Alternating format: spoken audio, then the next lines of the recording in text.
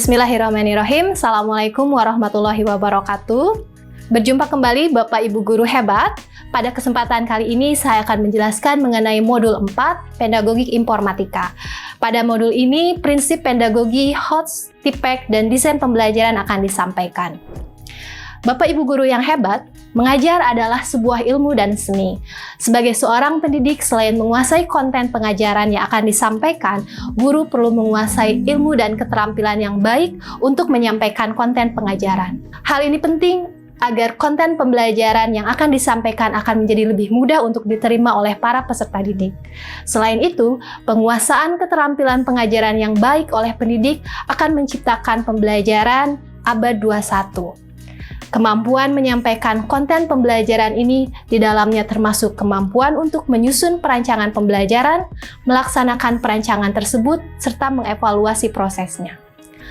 Modul Pedagogik Informatika disusun untuk memperkuat pengetahuan dan keterampilan guru dalam menyampaikan konten pembelajaran, khususnya konten pembelajaran informatika di jenjang SMP. Modul ini membekali guru dengan berbagai pengetahuan, yaitu pengetahuan mengenai pertama, prinsip-prinsip pedagogik, pembelajaran berorientasi HOT, integrasi pembelajaran dengan kerangka kerja TIPEK. Dengan berbekal penguasaan pengetahuan tersebut, modul ini akan menuntun Bapak Ibu Guru semua untuk merencanakan pembelajaran yang baik yang diwujudkan dalam proses desain pembelajaran dan perancangan modul pembelajaran informatika untuk fase D pada kurikulum Merdeka 2024. Hasil dari perancangan ini selanjutnya akan diimplementasikan dan dievaluasi dalam proyek micro teaching pada bagian akhir di modul ini. Alur pembelajaran modul pedagogik pada BIMTEK ini dimulai dengan membaca bermakna modul. Pada bab pertama, Bapak Ibu akan mengetahui bagaimana prinsip-prinsip pedagogik. Pedagogik merupakan ilmu yang mempelajari bagaimana cara membimbing peserta didik untuk mencapai tujuan dari pembelajaran. Pada bagian ini, Bapak Ibu Guru hebat akan dikenalkan 6 prinsip pedagogi yang harus kita pahami. Prinsip yang pertama adalah karakteristik peserta didik. Dalam konteks pendidikan, memahami karakteristik peserta didik dapat membantu Bapak Ibu Guru untuk menciptakan pembelajaran yang efektif sehingga dapat membantu pembelajaran untuk mendukung kebutuhan setiap individu peserta didik. Prinsip kedua, teori belajar dan prinsip pembelajaran yang mendidik. Memahami berbagai teori belajar menjadi penting bagi seorang guru sehingga guru mampu mengintegrasikan berbagai teori belajar. Hasil dari integrasi teori belajar tersebut kemudian akan menurunkan prinsip-prinsip pembelajaran mendidik yang perlu diperhatikan oleh guru dalam mengembangkan pengalaman belajar yang efektif dan lebih holistik. Prinsip yang ketiga adalah isi dan kurikulum. Dalam sebuah satuan pendidikan, pengembangan kurikulum biasanya dilakukan oleh tim guru yang tergabung dalam sebuah tim beserta para stakeholder-nya, sehingga kurikulum yang dirancang dapat sesuai dengan kebutuhan pendidikan. Sedangkan, tugas individu seorang guru adalah mampu memahami dan memaknai kurikulum tersebut sebagai sebuah alat pendidikan. Oleh karena itu, marilah Bapak Ibu Guru kita pahami kurikulum. Saat ini, kurikulum yang harus dipahami oleh guru adalah kurikulum merdeka.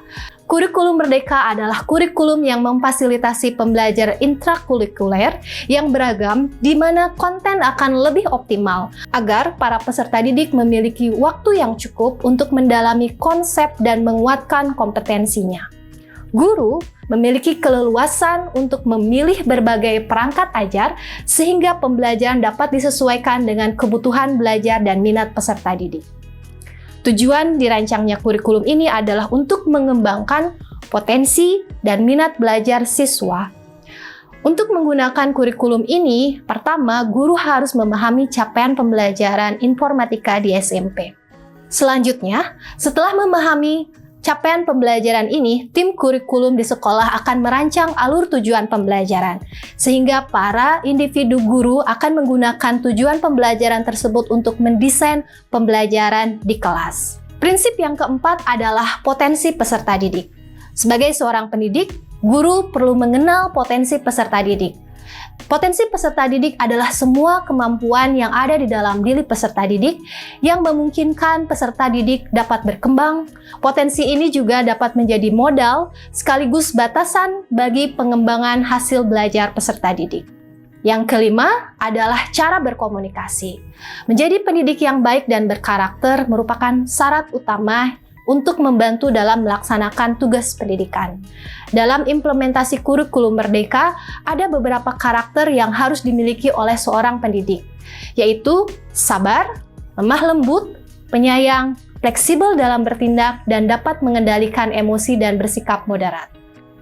Prinsip keenam adalah penilaian dan evaluasi. Poin terakhir ini merupakan prinsip pedagogi di mana penilaian dan evaluasi belajar adalah kedua hal yang berbeda. Setelah Bapak Ibu guru hebat selesai membaca bab pertama, selanjutnya Bapak Ibu akan diminta untuk mengidentifikasi kebutuhan para peserta didik. Pada bab kedua, Bapak Ibu guru akan mengenal mengenai pembelajaran berorientasi High Order Thinking Skill atau sering disebut sebagai pembelajaran berorientasi HOTS. HOTS merupakan keterampilan yang diperlukan pada abad 21. Hal terpenting untuk mengimplementasikan pembelajaran berorientasi HOTS adalah menyusun tujuan pembelajaran. Sehingga dari tujuan pembelajaran ini kita bisa memastikan bahwa keterampilan HOTS bisa tercapai dalam proses pembelajaran. Bagi seorang guru, kita dengan mudah dapat menggunakan taksonomi pembelajaran. Contohnya yang paling banyak digunakan adalah taksonomi pembelajaran Bloom's, di mana pada taksonomi tersebut sudah mendefinisikan keterampilan HOTS pada level kognitif 4, yaitu menganalisis, level kognitif 5 mengevaluasi, dan level kognitif 6 mencipta. Bab selanjutnya adalah mengenai kerangka kerja TPEC dalam desain pembelajaran. Berdasarkan kerangka ini terdapat setidaknya 3 komponen penting yang harus terintegrasi dalam pembelajaran, yaitu komponen teknologi, pedagogik, dan content knowledge.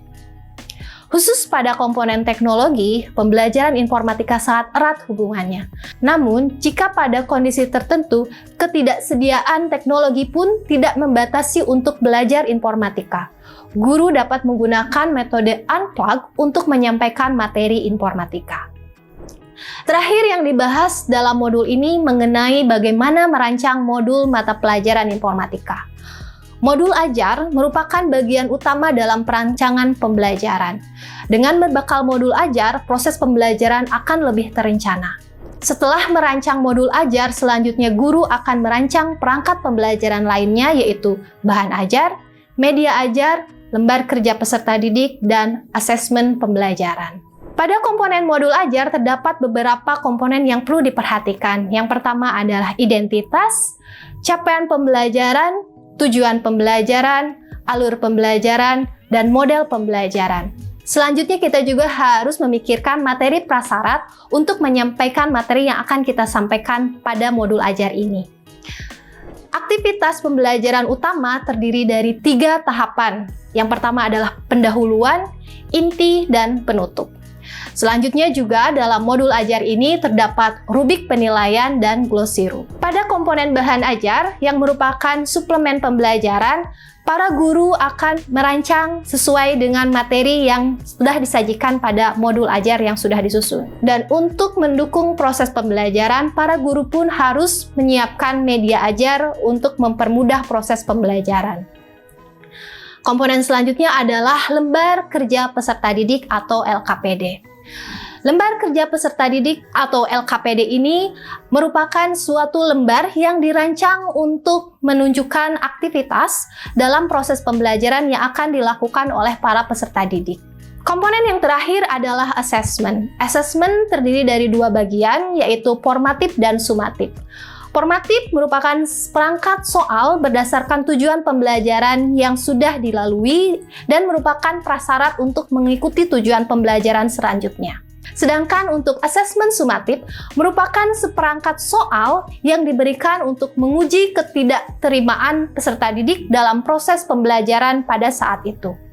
Soal tidak terurut pada tujuan pembelajaran, namun harus sesuai dengan tujuan pembelajaran.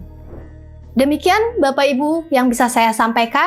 Semoga dengan disusunnya modul ini dapat membantu para Bapak Ibu guru semua untuk menguasai pengetahuan dan keterampilan mengajar yang baik, terutama dalam kegiatan BIMTEK Informatika untuk guru SMP. Terima kasih. Assalamualaikum warahmatullahi wabarakatuh.